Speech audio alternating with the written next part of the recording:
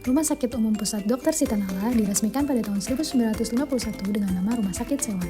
Lalu pada tahun 1962, Menteri Kesehatan Profesor Dr. Satrio mengganti namanya menjadi Pusat Rehabilitasi Sitanala dan dirubah kembali menjadi Rumah Sakit Kusta Dr. Sitanala pada tahun 1978. Hingga pada tahun 2019, RS ini bertransformasi menjadi RSUP Dr. Sitanala.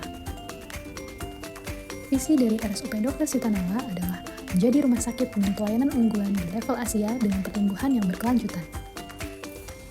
Misi dari RSUP Dr. Sitanala adalah 1. Memperbaiki fasilitas pendukung dan waktu tunggu pelayanan untuk meningkatkan kepuasan pasien. 2. Meningkatkan produktivitas kerja dengan melakukan perbaikan sistem remunerasi, pelatihan, dan pengembangan karir yang berkeadilan. 3.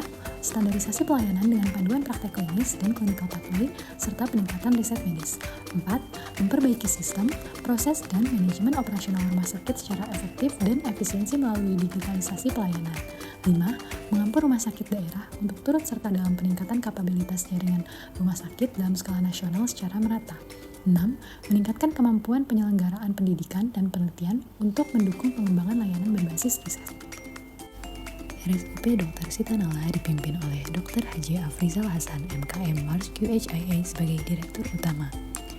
Beliau memiliki 3 direksi, yaitu Dr. Haji Eko Budi Priyanto Mars sebagai Direktur Pelayanan Medik, Keperawatan, dan Penunjang, Bu Eti Farhati SEMM sebagai Direktur SDM, Pendidikan, dan Penelitian, dan Bu Ni Ketut Rupini SH Mars QHIA sebagai Pejabat Kepala Layanan Operasional. Berdasarkan keputusan Menteri Pendayagunaan Aparatur Negara Nomor 139 M/M/11/2003, Pasal 2 Bab 2 menyatakan bahwa jabatan fungsional dokter termasuk dalam rumpun kesehatan. Instansi pembina jabatan fungsional dokter adalah Departemen Kesehatan. Pasal 3 mengatakan bahwa dokter berkedudukan sebagai pelaksana teknis di bidang pelayanan kesehatan kepada masyarakat pada sarana pelayanan kesehatan di lingkungan Departemen Kesehatan dan instansi di luar Departemen Kesehatan. Dokter sebagaimana dimaksud dalam ayat 1 adalah jabatan karir yang hanya dapat diduduki oleh seorang yang telah berstatus sebagai pegawai negeri sipil. Pasal 4 mengatakan bahwa tugas pokok dokter adalah memberikan pelayanan kesehatan pada sarana pelayanan kesehatan yang meliputi promotif, preventif, kuratif, dan rehabilitatif untuk meningkatkan derajat kesehatan masyarakat, serta membina peran serta masyarakat dalam rangka kemandirian di bidang kesehatan kepada masyarakat.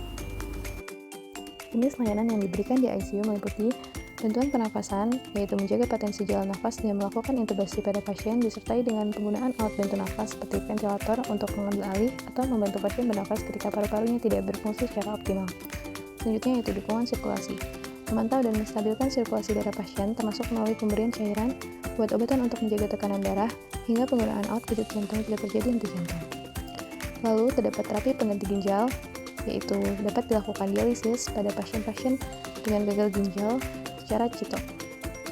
Selanjutnya yaitu pemantauan fungsi vital menggunakan bedside monitor untuk memantau detak jantung, tekanan darah, saturasi oksigen, dan pernafasan secara real time. Dan terakhir adalah pemberian obat secara terkontrol menggunakan sharing pump untuk memberikan obat-obatan dalam dosis yang sangat akurat dan terus-menerus, seperti obat sedasi atau obat untuk menjaga tekanan darah supaya tetap stabil. Standar layanan yang harus dicapai oleh seorang dokter umum di Indonesia diatur dalam dokumen resmi yang disebut Standar Kompetensi Dokter Indonesia atau SKDI. Dokumen ini dibuat oleh Konsil Kedokteran Indonesia atau KKI dan berfungsi sebagai acuan bagi dokter dalam memberikan pelayanan kesehatan yang aman, bermutu, dan profesional.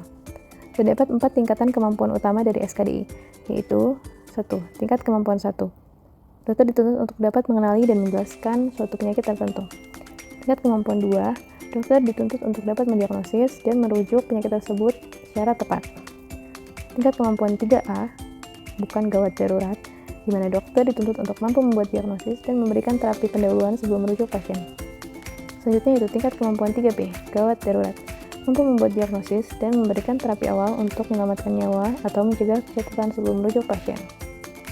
Dan yang terakhir adalah tingkat kemampuan 4, yaitu dokter dituntut untuk dapat mendiagnosis dan menterapi hingga penyakit tersebut dapat teratasi. Berikut merupakan hal yang akan saya lakukan untuk mencapai tujuan instansi. 1. Peningkatan kompetensi klinis. Saya akan berusaha untuk mengikuti pelatihan dan seminar yang relevan dengan perkembangan ilmu kedokteran terkini dan yang sering digunakan di instalasi ICU, dan mendalami berbagai kasus klinis yang sering ditemui di RSUP Dr. Sitanala. Yang kedua yaitu implementasi pelayanan berorientasi pasien, yaitu memberikan pelayanan yang humanis, empatik, dan profesional. Menjelaskan kondisi pasien dan rencana tindakan dengan cara yang mudah dimengerti, dan membangun komunikasi yang efektif dua arah dengan pasien dan keluarga. Yang ketiga yaitu kolaborasi tim multidisiplin, yaitu berkoordinasi secara efektif dengan perawat, apoteker, radiologi, ahli gizi, dan dokter spesialis. Aktif melakukan diskusi kasus untuk menentukan penanganan yang terbaik bagi pasien dan menciptakan lingkungan kerja yang kolaboratif dan saling mendukung. Mengapa saya tetap ingin menjadi ASN? Alasan yang pertama adalah saya berharap adanya peningkatan karir. Adanya jenjang karir yang jelas bagi seorang dokter PNS, di mana dokter dapat naik pangkat secara berkala, mengikuti pelatihan, dan pendidikan lebih lanjut yang didukung oleh instansi. Yang kedua adalah wadah untuk pengabdian kepada masyarakat. RSUP Dr. Sitanala adalah rumah sakit rujukan yang melayani berbagai kasus. Bekerja di sini memberikan kesempatan untuk melayani pasien dari berbagai lapisan masyarakat, termasuk kepada masyarakat yang paling membutuhkan.